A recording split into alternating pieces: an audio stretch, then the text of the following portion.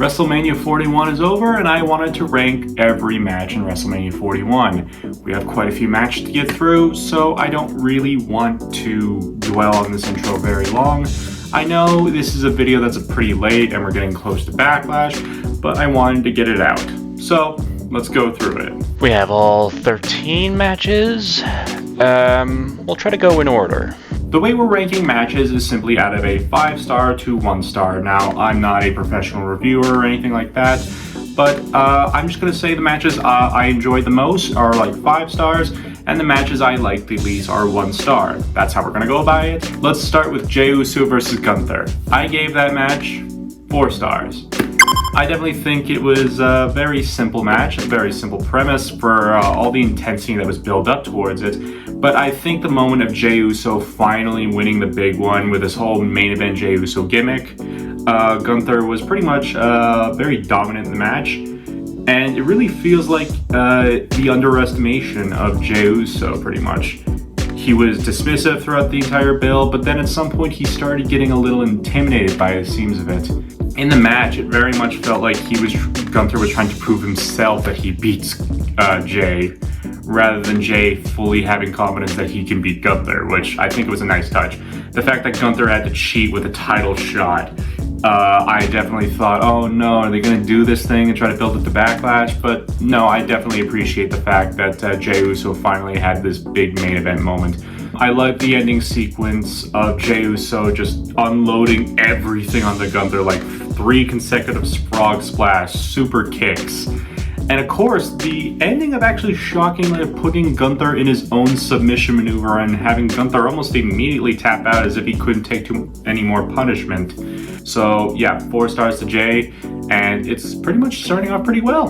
The New Day versus the War Raiders. This is just solid tag team action. Just 3 stars. It's not a bad match or anything like that. Like, it's pretty good tag team match, and I think the fact that it's the Viking Raiders that are have very unique offense against a very well put together team like the New Day, and a lot of very good breakups and close falls and counters. Everything, it was really good, but nothing I would say that was like WrestleMania worthy. They just said, yeah, this is WrestleMania. I just say it's a pretty average tag match. I would say I could see this on any other pay-per-view, but still a really good tag match. 3 stars. Jade Cargill versus Naomi. Another good 3-star match. I would say the 3-star is above the New Day versus War Raiders match. This was really good. I did like the intensity. There was this nice face buster Naomi did to Jade Cargill on the ramp, not the ramp, but the outer side of the ring. That was very nice. Without a doubt, Jade Cargill, like, freaking superstar in this match. Like, I think like the ending segment of Naomi going for like a jump off the top rope, or it was the second rope, and then Jade Cargill catches her into the vertical suplex, was just, oh, that was an amazing. I was like, holy crap, that was amazing. I wasn't quite sure what Naomi's whole gimmick was at first, but WrestleMania helped clear that up with all the caution tape with her name on it. And without a doubt, she is being a threat. She's kind of like a psycho in some ways, and I kind of like that for her character change. But without a doubt, I think Jade Cargill looked really good in this match. I say top of 3 stars. I just wish the match had a little bit more intensity. I think Naomi delivered a good amount of intensity. I just don't think it worked so much for Jade Cargill. I feel like there needed to be more. But that's why I just say 3 stars. Still a good match, and I think it accomplished what it wanted. Jacob Fatu versus LA Knight. I'm giving this match another 3 stars. There wasn't a lot of build towards this matchup other than just Jacob Fatu being this monster and how does LA Knight beat it. I mean, LA Knight was going through a lot, just defending that title so frequently that, yeah, it was like, again, like, I feel like the whole United States reign that Shinsuke had was just like, we're sorry we gave the belt to Shinsuke and he did nothing with it. LA Knight just gets it and then he just defends. And Jacob Fatu, like, but without a doubt, still a good match. But again, I would say I really wish there was more to this match. It's just, it feels like another basic match. I would say the really cool thing that happened, which puts this pretty much in the upper echelons as of right now in in 3-star matches is the fact that the amazing freaking counter to the BFT from the moonsault to BFT counter, that was amazing. Like, it was like, holy crap. Like, that was the highlight of the whole match. Jacob Fatu then just grabbing the rope since he landed so near it. At that point, I knew that LA Knight wasn't going to win. Jacob Fatu does his really impressive moonsault, which is great. If it wasn't for the fact that almost everyone has a moonsault finisher right now. Trust me, you'll see like in WrestleMania alone, you'll see 2 other superstars use the freaking moonsault as their finisher. But you know, Jacob Fatu did it first, so good to get on him. But you know, congrats to Jacob Fatu, and yeah, 3 stars. El Grande Americano versus Rey Fenix. Finally got that name down, didn't I? Anyway, yeah. Again, if I was gonna say this is so close to being a 2-star match, but there was one move done in the match that just said, okay, I'll put you at the bottom of 3 stars. I think you all know what it was. It was that, I don't know what the move's called, but essentially it was like a moonsault with another flip. I am very sorry, I don't know the name. I don't know wrestling terminology too well, but it was so cool. It was just like, where was that in that matchup? Like, without a doubt, it's the most WrestleMania move to have done at WrestleMania. So that's why it puts it into 3 stars, but at the bottom half of 3 stars right now.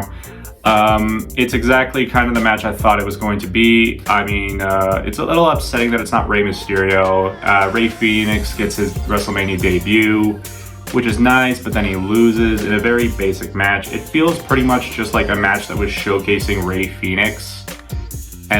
But El Grande Americano still had to win in order to prove that, hey guys, El Grande Americano, he's a bad guy, he wins. But yeah, this is a pretty basic match. If it wasn't for that one move and the athleticism and cool moveset that Rey Fenix have delivered, this probably would be a 2-star match, but it's just at the bottom half of 3 stars. Ooh boy, and now we're going to Tiffany versus Charlotte. Yeah, I didn't like this matchup. This is the first 1-star match out of this, and I feel bad because I don't want to make it seem like my biasness for not liking Charlotte is what makes this 1 star, but I felt this match was very sloppy. Like, no transition for moves felt incredibly smooth. Like, the action they delivered was nice, but everything didn't feel polished, it's almost like these two were just wrestling each other for like the first time and they were kind of just feeling each other out. Like, this feels like a match you would have on like NXT in order to get away. Like, I don't know, if this was NXT I can excuse it because they'd be learning, but this is WrestleMania and I can't get over the fact of how sloppy it all felt. Like, it didn't feel like a very well put together match, and maybe their style just don't gel well together. I will say I like Tiffany's entrance of like the Barbie doll thing. Like, that was nice. But even that can't, in my opinion, just save the match from being a very sloppy and put together and not at all polished or smooth. It kind of keeps the match very low to me. Like, it never picked up, in my opinion, and that's why I put it at 1 star. I'm very sorry, but that's just how I feel. Main event for night 1, Seth Rollins versus Roman Reigns versus CM Punk. Oh, 5 star, the very first 5-star match. Let's see, did I put 5 stars? Yes, I put 5 stars. I mean, this one was just great. Just amazing stuff. And the story, like, let's just talk about the finish real quick. The ending of Paul Heyman betraying both CM Punk and Roman Reigns. Oh, like, the thing is, I think I said it before as I was watching it, like, unless he betrays both of them, I didn't think that was going to happen, but my goodness, the fact that Paul Heyman betrayed, it really did make you want to ask more questions. It was very good. The action was very fast-paced. I loved it. I think my favorite thing that happened in that match was just like, again, that moment where Seth tried to get Roman to team up, and then Seth's just like, yeah, then sucker punches him. And then he powerbombs Punk through the table, and then he just powerbombs Seth through another table. That was awesome. Without a doubt, the storytelling was really good in this match, and without a doubt, that double twist at the end just made it really more interesting for what's to come in the future, and without a doubt. So yeah, 5 stars. From one triple threat to the other, the opening of WrestleMania Night 2, Io Sky versus Bianca Belair versus Rhea Ripley. Another 5-star match because this one was great. This honestly might have been my favorite match of the well, without doubt, this is the match of the night, in my opinion, of WrestleMania Night 2. This was the best match. Action was great. I enjoy the fact that both Rhea and Bianca were technically just not ignoring Io for a large bit of the match. And then Io just proving why she's the women's champion as of right now. Just constantly letting out aggression to both of them, showcasing that she's the champion, you should pay attention. And without a doubt, they did start paying attention to her, which I think was a great touch. They started realizing that she is actually kind of a threat, but at that point, it was just too late. I think the coolest thing was just a pinfall break. Io Sky broke the pin up by jumping onto it. It was awesome, jumping onto both Bianca and Rhea, which was great. Anyway, Io Sky winning that match. Great job, Io. Definitely, I think the second best match out of the entire WrestleMania 41. Great opener again, so already, like, the openers already seem really good for WrestleMania 41. Drew McIntyre versus Damian Priest in a street fight. This one actually has the intensity, I think, into it, that a lot of, I think, was lacking in a lot of feuds, really. So I'm really glad this run really worked out. Without a doubt, there was that funny match where Drew took a selfie with someone, like, I think it was someone's phone. I think that was like his phone, but like he had someone else hold it for him. Anyway, he took a selfie with his phone and then Damian Priest. It was funny. That got a nice little pop out of the crowd. Claymore kick with the chair at the end. That was, ooh, nice and devastating. But I think the most devastating thing was pretty much like the tables set out in the near the announcer tables. Damian Priest going for like old school, but then Drew just pushes him off and he goes through the tables. Oh, that was pretty freaking brutal. Drew McIntyre's Future Shock DDT onto the steel steps. Oof. Not to say that Damian Priest didn't get a lot of offense too. He did. He got a lot of his licks in too. It's just that I think, without a doubt, Drew delivered more onto it than I think Damian Priest was. And congrats for Drew for winning. Dominic Mysterio versus Braun Breaker versus Finn Balor versus Penta. First of all, congratulations to Dominic Mysterio for finally winning at WrestleMania and his first singles championship. Congrats on you, man. And this match was also pretty fun, really. I enjoy the unique dynamic of Braun trying to feel like he could take everything on himself. I enjoy the fun teamwork plays that were going on for a bit, and Penta was really cool with his offense. Without a doubt, the fun, unique trip of Dominic Mysterio betraying Finn Balor near the end of the match. Then Finn just catches on. He's like, "Oh, what are you doing, man?" And then he starts beating up Dominic Mysterio, puts him on the top rope and stuff like that. Like, Finn ends up sabotaging Dominic, but unfortunately, he didn't fully take out Dominic because as soon as Finn had the victory, looked like he was going to win, Dominic just frog splashes them, and he does, and then he just gets the victory and he wins. I know I'm not describing much of the action. It's just because, like, there's so much I have to remember, so I'm not remembering everything, but I do remember really liking this Fatal 4-Way match. Thinking it can go any way, but without a doubt, this was a nice, good match. I think another 4 stars for this. Damian Priest vs. Drew McIntyre was 5 stars, by the way. Randy Orton's open challenge at WrestleMania, really playing the idea that it's Randy Orton, it's going to be a big deal who he faces at WrestleMania. Who is it? Say his name and he appears. It's Joe Hendry, the TNA World Champion. Nice. This was pretty much just a nothing. This is like a 2-star match, but the fact that it was Joe Hendry, TNA, WWE really wants Joe Hendry after his contract with TNA is done. They so badly want him. Put him in the Royal Rumble. Put him at WrestleMania. Without a doubt, they want him so badly. And I think it's funny because it's just like, oh, TNA, we have him. He's our world champion. WWE's like, I want him. I want him. I'm probably talking more longer than the match itself because it was just simple. A bit of Joe Hendry offense and then an RKO.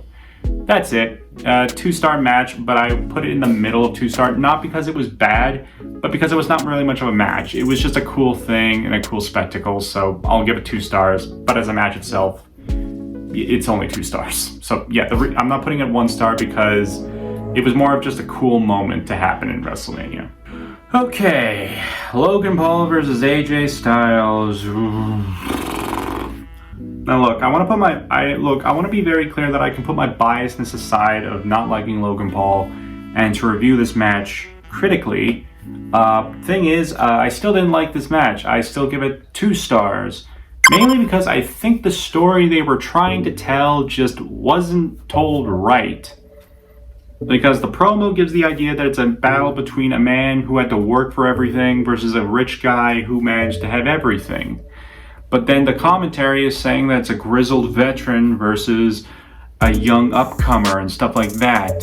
So already the dynamic feels a little bit off, but also the problem is if AJ Styles is supposed to be a grizzled veteran, it feels weird that he doesn't have majority of the offense. Like, I really feel like, because like there's so many moments throughout the entirety of the match where Logan Paul just brags about like, yeah, I'm awesome, and then kind of doesn't get any kind of like punishment for bragging during the match.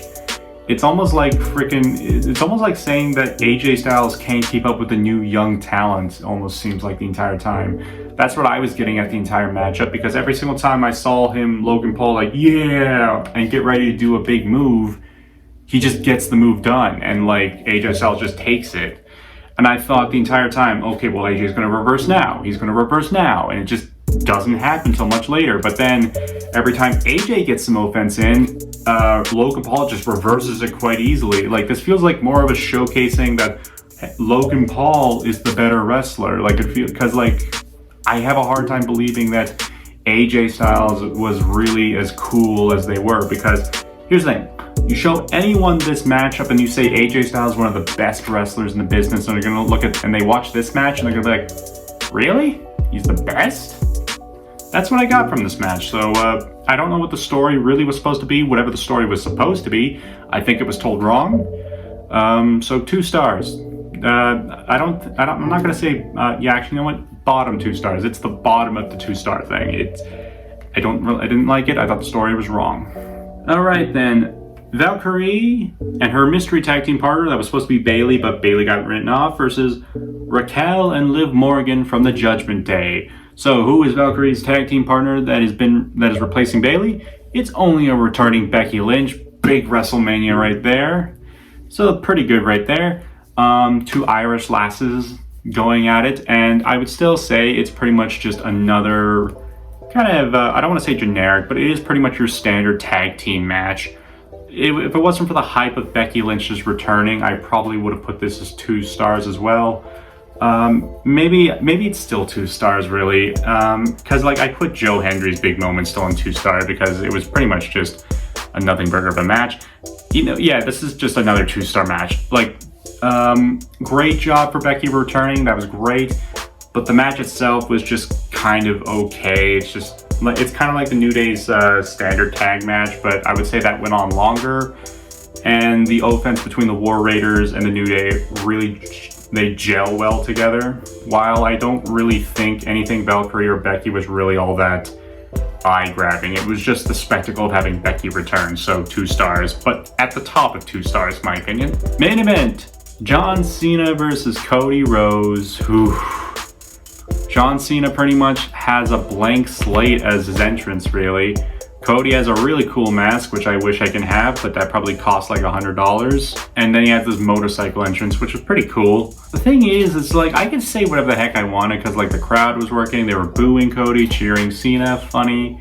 But this was just, like, the ending really spoils this matchup, really. I can't deny it. It was just Travis Scott, like, he just walks to the ring very slowly. It is one thing for John Cena, of all people, to pull off this kind of thing. And it doesn't make it any grander that it's John Cena doing it. It just feels weird that The Rock's not involved. He was a big integral part to the story, and the fact that he's not involved feels weird. And it's Travis Scott that gets involved? Like, I know he was there, but why? He's not, like, there was never ever anything explaining why Travis Scott was ever there in the first place. Like, like, again, it's just mind-boggling. Like, why was Travis Scott the one who had to do this?